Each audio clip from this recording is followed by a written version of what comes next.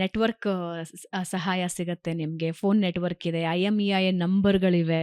ಎಷ್ಟೋ ಸೋರ್ಸಸ್ ಅಂದರೆ ನಮಗೆ ಟೆಕ್ನಾಲಜಿ ವೈಸ್ ನಾವು ಎಷ್ಟು ಮುಂದಿದ್ದೀವಿ ಅಂತ ಹೇಳಿದ್ರೆ ಇತ್ತೀಚಿನ ವರ್ಷಗಳಲ್ಲಿ ಕೇಸ್ನ ಸಾಲ್ವ್ ಮಾಡೋದು ಬಹಳ ಈಸಿ ಅನಿಸ್ಬಿಡತ್ತೆ. ತುಂಬ ನೀಟಾಗಿ ಎಲ್ಲೋ ಒಂದು ಕಡೆ ಸಿಕ್ಕಿಬಿಡುತ್ತೆ, ಡಾಟಾ ಸಿಗುತ್ತೆ, ಮತ್ತೊಂದು ಮಗದೊಂದು ಸಿಗುತ್ತೆ. ನಿಮ್ಮ ಕಾಲಕ್ಕೆ ನೋ CCTV, ಸ್ಮಾರ್ಟ್ ಫೋನ್ಗಳಿಲ್ಲ, IMEI ನಂಬರ್ಗಳಿರ್ತಿರ್ಲಿಲ್ಲ. ಆಮೇಲೆ ಬಂತು ಹೌದು, ಬಂತು. ಕಾಲಾಂತರದಲ್ಲಿ. IMEI ನಂಬರ್ಗಳಿರ್ತಾ ಇರಲಿಲ್ಲ.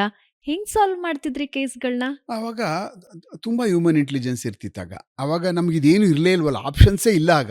ಒಂದು ಟೋಟಲಿ ಕಾರ್ ಎಲ್ಲೋ ಹೋಯ್ತು ಅಂತ ಹೇಳಿದ್ರೆ ಎಲ್ಲಿ ಹೋಯ್ತು ಅನ್ನೋದನ್ನ ತಿಳ್ಕೊಳ್ಳೋದು ಕಷ್ಟ. ಹೌದು. ನಾವುಗಳು ಆವಾಗ ಬರೀ ಹ್ಯೂಮನ್ ಇಂಟೆಲಿಜೆನ್ಸು, ಹ್ಮ್. ಇನ್ನು ಬೇರೆ ಏನೂ ಇರ್ತಿರ್ಲಿಲ್ಲ.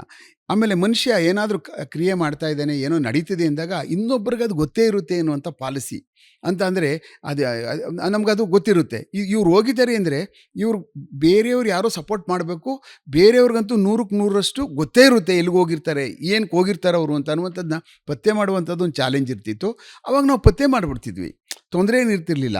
ಯಾರು ಭಾಳ ಹತ್ತಿರದಲ್ಲಿದ್ದರು, ಆಮೇಲೆ ಎಲ್ಲ ಮುಚ್ಚಿಟ್ಕೊಬಿಡ್ತಾರೆ, ಎಲ್ಲ ಸುಳ್ಳು ಹೇಳ್ತಾರೆ, ಆ ಥರದ್ದು ಏನಿರಲಿಲ್ಲ. ಎಲ್ಲ ಸತ್ಯ ಏನಿರ್ತಿತ್ತೋ ನಾವು ಕೇಳಿದಾಗ ಅವರೆಲ್ಲ ಹೇಳುವಂಥದ್ದೆಲ್ಲ ಮಾಡ್ತಾಯಿದ್ರು. ಯಾಕೆಂದರೆ ಇದೇನು ದೊಡ್ಡ ಅಪರಾಧನ ಏನೋ ಆಗ್ತಾ ಇರಲಿಲ್ಲ. ಬಟ್ ಆದರೆ ತುಂಬ ಡಿಸ್ಟರ್ಬ್ ಆಗಿಬಿಡ್ತಾರೆ, ತಪ್ಪಿಸ್ಕೊಂಡು ಹೋಗುವಂಥದ್ದು, ಹಿಡ್ಕೊಂಡು ಕರ್ಕೊಬರ್ತೀವಿ. ಆಮೇಲೆ ಪೋಕ್ಸೋ ಕಾಯ್ದೆಗಳು ಬಂದು ಮೊದಲೇನಾಗ್ತಾ ಇತ್ತು, ಬರೀ ಮಿಸ್ಸಿಂಗಲ್ಲಿ ಹೋಗ್ಬಿಡ್ತಾ ಇತ್ತು.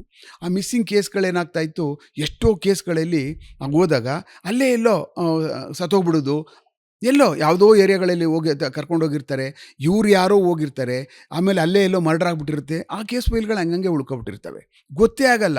ನೋಡಿದ್ರೆ ಪೊಲೀಸ್ ಠಾಣೆಯಲ್ಲಿ ಮಿಸ್ಸಿಂಗ್ ಪ್ರಕರಣ ಯಾವುದ್ರದ್ದು ಅಂದರೆ 91ನೇದು.